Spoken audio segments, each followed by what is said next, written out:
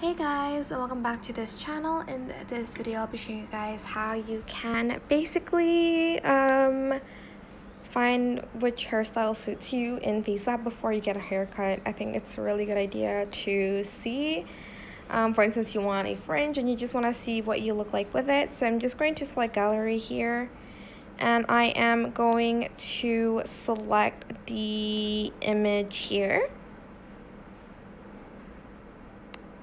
Going to wait for it to load, and then I'm going to select hairstyles, which is this one, and here they have like you can also zoom out, by the way. Here you can see yourself with a wavy hair. As you can see, you can also select this like bob cut. For instance, you want a bob cut and you want to see what you look like with the bob cut. You can also add in some bangs here, so you'll be able to find out what you look like with it. There's a few that you can choose from. There's like 1, 2, 3.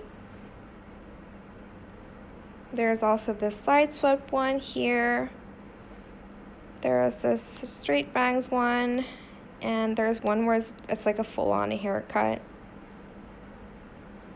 But yeah, that is it. You can also see yourself with straight hair as well.